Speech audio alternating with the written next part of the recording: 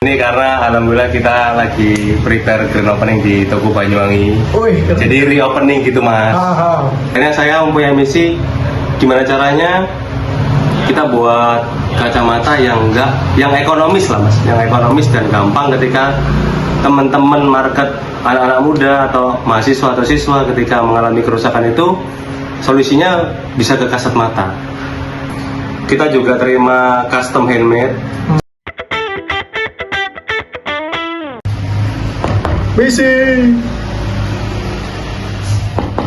Permisi. Halo. Hai. Masuk Mas Didin. Mengganggu kah? Masuk Para TV. Parah terus parah geng. Ayo Mas.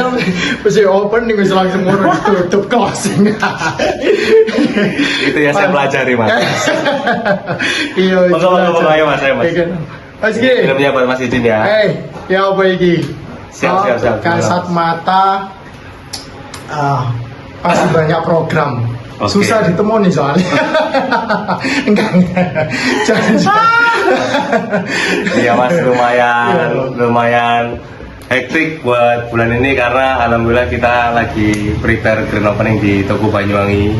Jadi reopening gitu Mas. Titik yang berapa ini? Ini Banyuwangi 3 Mas. Oh 3? Ya. Kirain lu sempat. 3 Mas. Ya amin. Amin. Pertama. Mas ambil minum ya? Iya. Yang pertama kita Surabaya. Jadi Banyuwangi ini yang kedua Mas sebenarnya. Tapi kita 2025 itu kita tutup sementara dulu karena kita pengen merubah konsep sama cari suasana baru, vakum dulu, cari ide baru gitu loh Mas. Akhirnya 2025 kita off dulu. Terus selama setahun kita mikirin konsep sambil kita off tempat yang lama. Ternyata terjadilah di dalam perjalanan itu kita bukanya di rumahan gitu Mas. Akhirnya yang awalnya toko terus pindah rumahan, kembali kayak back to 2017 itu rumahan. Tapi turning pointnya dari situ kita malah ngebuat konsep home store Mas. Jadi nanti Mas bisa cek konsep kita terbaru, nanti aku kirim home store-nya itu. Berarti kenapa di Banyuwangi? Berarti itu sudah kantor di Banyuwangi sudah standby ya? Ya, kita Banyuwangi sudah berjalan dari 2021, terus 2025 kita vakum dulu, terus ini lagi reopening lagi, rebranding lagi untuk konsep yang baru di Kasat Home Store namanya Mas. Jadi lebih ke store-nya konsepnya lebih rumah, terus antar personal tuh customer-nya juga lebih dekat, antara shopkeeper-nya dan konsultasinya juga lebih dekat. Kalau sebelumnya? Sebelumnya kan kita untuk cek matanya kan publik kan Mas. Nah untuk yang konsep yang di Banyuwangi ini kita dengan ruangan yang berbeda. Jadi memang taste di dalam rumahnya itu masih ada gitu. Jadi hal itu kita branding dan kita kasih value. Seperti itu. Beda nggak sama toko-toko yang Surabaya? Beda Mas. Oh beda. Karena itu kita mengangkat dari proses perjalanan dari 2025. Prosesnya itu kan kita setelah tutup kita pindah ke rumahan. Kita jual di ruang tamu gitu Mas. Akhirnya ruang tamu itu yang kita angkat value-nya di toko berikutnya yang home store ini. Makanya namanya Kasat Home Store. Gitu. Kenapa harus beda? Apa memang menyesuaikan lingkungan di situ? Karena secara research kita dalam setahun untuk customer kita yang di Banyuwangi itu nyaman juga Mas, ternyata dengan treatment yang rumahan, antar personalnya lebih ketika konsultasinya itu gak open public gitu ya Mas, mereka lebih nyaman dengan hal itu. Makanya oke, kita buat konsep aja untuk di Banyuwangi seperti itu. Itu sih Mas, makanya kok sulit ditemuin kan. Enggak sulit, belum pas. Belum pas. Nah, yang mungkin itu yang terbaru ya? Yang paling ya ini besok, ini kita udah besok 16-17 ini grand opening Mas. Minggu ini. Terus untuk produk gimana? Untuk produk kita terakhir masih untuk project terakhir kita sama Silam Bukau ya Mas, yang Archipelagia itu. Jadi Archipelagia yang volume kedua. Yang volume kedua itu mereka kan mau build yang volume kedua, terus kita pengen support gitu mas itu di dalam project ini dengan dalam bentuk produk seperti itu. Terus kita lihat dari stylenya juga indie, kita juga suka indie juga. Habis itu dari konsepnya juga historik banget kan mas, historik. Terus apa yang mau kita build di situ, ke situ kita kasih tanduk kerbau, kacamata dengan material tanduk kerbau khusus dari silam bukau seperti itu. Nah, untuk yang terakhir dengan silam bukau namanya Archipelagia. itu sambutannya gimana ya? Gimana? Buat ketika Kasat Mata ya kan berkolaborasi Iya. dengan sebuah band ya, dan ini jarang-jarang banget Iya, Mas. ya. Dengan sebuah band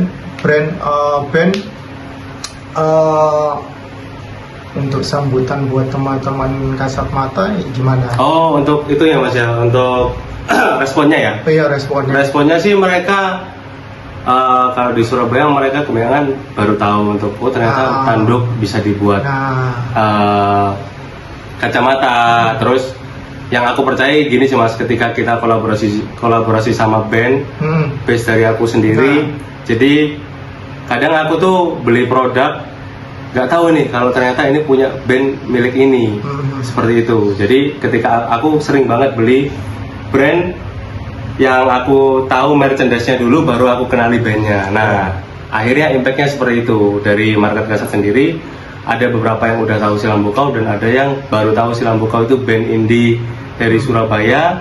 Setelah memberi produknya dulu, baru mereka kenali musiknya dulu. Begitupun dari marketnya Silam Bukau juga, akhirnya feedbacknya kebalikannya gitu loh mas, saling mengetahui dan sharing marketnya seperti itu. Dan untuk responnya sendiri, teman-teman juga suka karena kan materialnya rare juga ya mas, rare juga, terus premium juga secara packagingnya. Terus bagaimana kita deliver Archipelagia ini dengan bisa menjadi sebuah produk, itu hasilnya juga sesuai dengan ekspektasi kita, sesuai dengan ekspektasi dari Kasat sama Silam juga. Alhamdulillah bagus sih mas responsnya, dan udah habis. Ya alhamdulillah. Apa itu cuman bikin limit ya, beberapa aja? Siap, kita buat limit mas. Untuk yang tanduk kerbau kita buat sekitar 50 aja. Kita buat 50, terus kita buat yang asetat itu kita buat 100. Seperti itu. Memang yang di tanduk kerbaunya kita limitkan dan kita tidak produksi lagi untuk yang ini karena premium mas. Seperti itu. Nah, awal kamu bisa terpikirkan ya untuk membuat Kasat Mata ini memproduksi dan ya merilis, menjual lah. Iya. Itu gimana kamu awal? Jadi awal mulanya itu ya mas, awal mulanya bukan berawal dari sayanya aja. Saya sering gonta-ganti kacamata ketika kuliah, waktu zaman kuliah. Dan waktu saya sering gonta-ganti kacamata itu dapat respon dari teman-teman, kacamatamu gonta-ganti aja kayak gitu. Akhirnya kan lihat tuku kacamata nang di, terus saya asal nyeplos aja mas, asal benar-benar nyeplos ya, bisa beli di aku kayak gitu. Dan akhirnya teman-teman merespon, belinya akhirnya koleksi kacamata yang lama, vintage itu tak jual mas, tak jual ke teman-teman. Mungkin ada 8-10 kacamata yang aku koleksi, tak jual ke teman-teman. Akhirnya di situ aku melihat peluang, dan aku sebelum masuk ke peluang aku melihat dari segi keresahannya. Dari segi keresahannya itu apa ya, dari kacamata ini aku lihat juga kacamata kan mahal ya mas. Kalau di era aku itu aku ngerasa kalau kacamata patah itu aku takut untuk ngomong ke orang tua atau apa, karena mahal, memang benar-benar mahal. Minimal kita beli 600-700 waktu era dulu yang pengalaman saya kacamata. Akhirnya saya mempunyai misi, gimana caranya kita buat kacamata yang ekonomis lah mas, yang ekonomis dan gampang ketika teman-teman market anak-anak muda atau mahasiswa atau siswa ketika mengalami kerusakan itu, solusinya bisa ke Kasat Mata. Nah itu makanya kita cari stylenya juga, bagaimana kita cari yang mudah untuk diterima market. Ketika orang nyari kacamata nggak perlu terlalu lama untuk memilih style, dia udah tahu, oh ini kacamata yang cocok buat aku. Begitupun dari shopkeepernya bisa mengarahkan, tanpa diarahkan pun market pun bisa melihat, oh ini cocok deh, dan lebih efisien untuk ketika di toko gitu mas, untuk targetnya seperti itu. Dari katalog ya, lalu akhirnya saya putuskan untuk oke lah, kita coba untuk perjalanan untuk ngebuat brand kacamata ini. Seperti itu awal mulanya mas. Akhirnya first time pertama saya sambil kuliah di mana-mana itu bawa koper mas, koper kacamata kelilingan gitu. Jadi kalau misal ada yang ngajak COD, ayo. Kalau misal ada di kantin gitu, saya buka aja. Nih kacamata yang mau lihat-lihat, ayo silahkan, saya buka aja.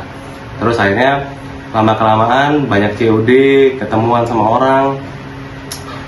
Tapi minusnya kalau kelilingan itu value-nya kurang gitu loh mas, terlalu banyak sering dinego dan lain-lain. Tapi sedangkan saya percaya produk dari kita itu sudah standar banget, sudah standar optik, dan kalaupun dinego ya nggak seharusnya untuk dinego sebenarnya seperti itu. Tapi oke, berarti ini minusnya, dan saya mengambil pelajaran itu. Akhirnya di kontrakan saya itu saya buat itu mas, kayak display atau showcase pakai triplek itu mas. Saya buat seperti itu, saya pajang katalog saya semua. Jadi kalau mau COD ya tinggal ke kontrakan saya. Seperti itu akhirnya terjadi selama setahun mas.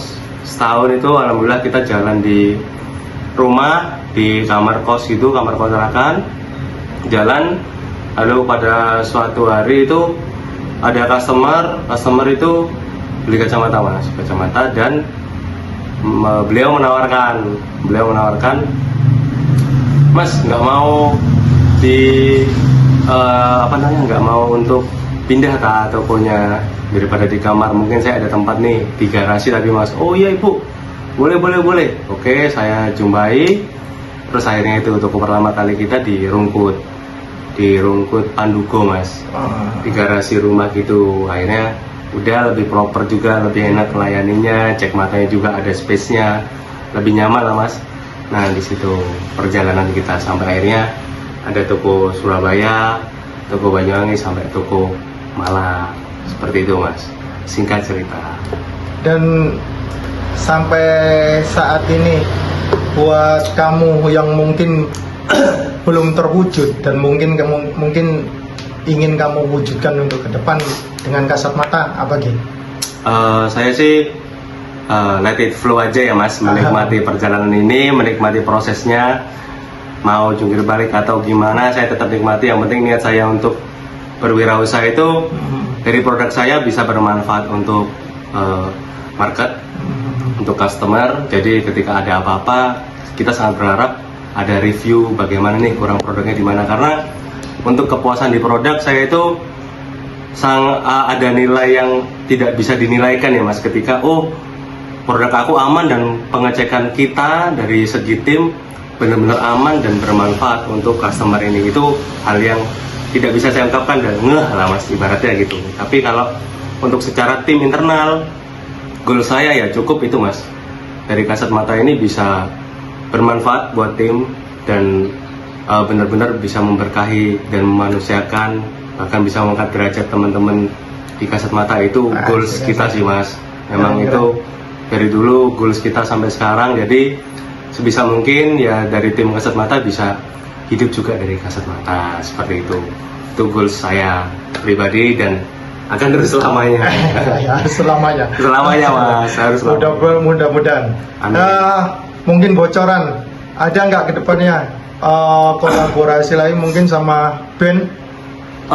Kalau kolaborasi, ada gambaran nggak, rencana gitu untuk kita masih itu sih mas. Mungkin nggak penilaian untuk band all genre atau ada tertentu gitu? All genre sih mas, kita all genre. Yang penting secara konsep kita ketemu, connect, nyambung, udah cukup itu aja. Tapi untuk saat ini kita kolaborasi masih belum ada pandangan, cuma kita masih ingin memperdalami itu sih mas, build produk yang baru. Karena kan di tahun lalu kita udah banyak juga kolaborasi. Kita pengen buat something new di produknya. Koleksi-koleksi lain-lain ya. Benar, kita mau lebih explore di produknya kali ini Mas. Itu jadi yang terbaru ini dalam rilis Banyuwangi kita ngebuat konsep produk yang ngangkat kota Banyuwangi juga. Jadi dari segi materialnya, produknya, jenis modelnya kita buat hal yang Banyuwangi banget. Nah untuk kedepannya kita mau ngangkat kayak Surabaya itu apa nih, terus Malang apa. Mungkin itu sih Mas untuk terlihat di produknya. Sambil itu dari Silam Bukau ini kita juga terima custom handmade. Jadi bisa tuh teman-teman kalau misalnya mau mesen kacamata dari tanduk kerbau dengan model seperti apa, misal kayaknya punya Mas Didin tuh kacamata, Mas aku buatin kacamata kayak gini dengan material tanduk kerbau, nanti di branding sendiri atau mungkin buat kado ulang tahun biasanya kan bisa tuh Mas. Nah itu kita bisa inlay dan grafir juga di custom di gagang frame-nya seperti itu. Oke, thank you banyak ya. Siap Mas. Kesempatan ini mungkin ada kesempatan selanjutnya kita. Pasti Mas, kita akan ketemu silaturahmi ini. Lanjut terus untuk Kasat Mata ya. Siap, thank you Mas. Tagline gak ini? Kasih. Siap, makasih Mas. Halo, aku Gigi dari Kasat Mata. Wah, akhirnya bisa bareng sama Para TV. Ternyata ya Para TV beda lah, asik, terus lebih natural juga, santai. Semoga Para TV bisa lebih jos, lebih paraget, ya kan? Lebih bisa memberikan informasi mengenai hal-hal tentang community, entrepreneur ataupun musik yang ada di Indonesia. Thank you Para TV, Para TV, para terus paraget.